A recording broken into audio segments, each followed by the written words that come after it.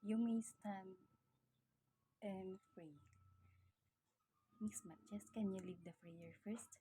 Okay, thank you. Good day, class. How are you today?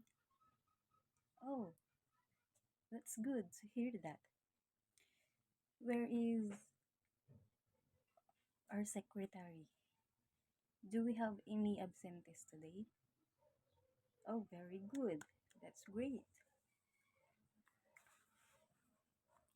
Before we start to our main topic, can you give me a review about the past lessons we have learned last week?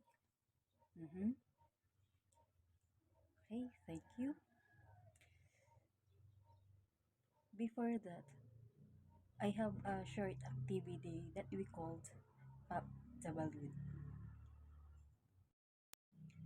This is my topic, colonial mentality, lack of patriotism or of an active awareness, appreciation, and love of the Philippines in an actual preference for things foreign.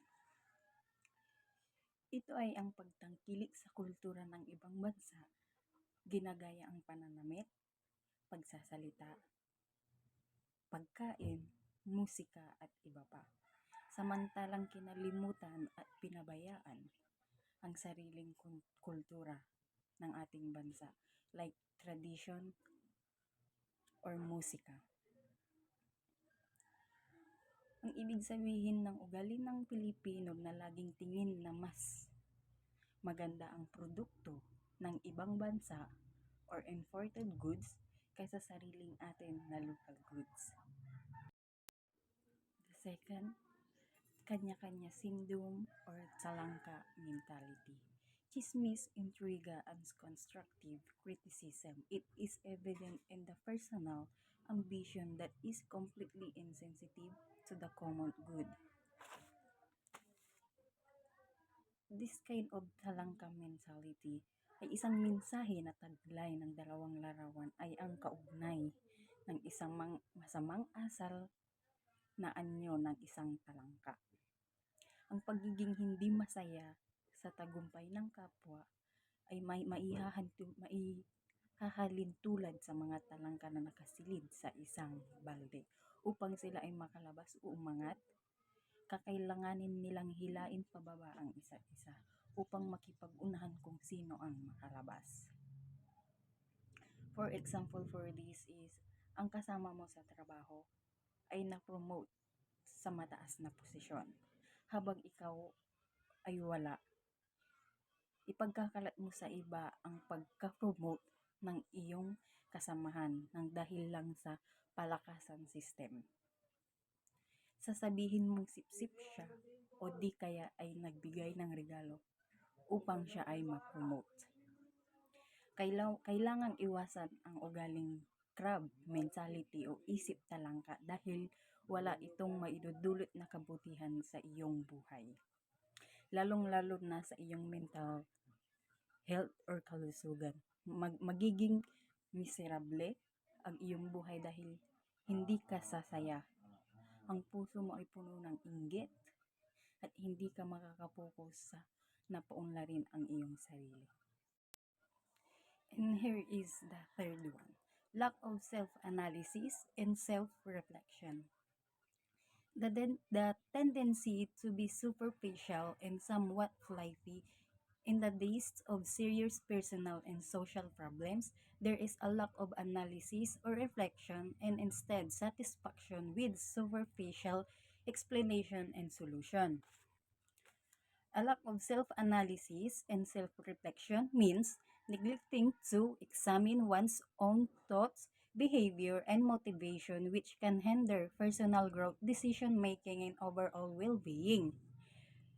Self-analysis and reflection involves turning inward to understand your own thoughts, feelings, action, and motivation. It's a process of introspection and evaluation, often prompted from significant life or decision or crisis. And personal growth, self-reflection helps you identify strengths and weaknesses learned from experiences. and make possible change in your life. And the better decision making by understanding your values, motivation, and biases, you can make more informed and effective decision. And the improvement of relation self-awareness allows you to better understand your own needs and boundaries, leading to the healthier relationship. And here is the last one: emphasis on forma rather than substance. This lack of analysis and emphasis on form is reinforced by an educational system that is more form than substance.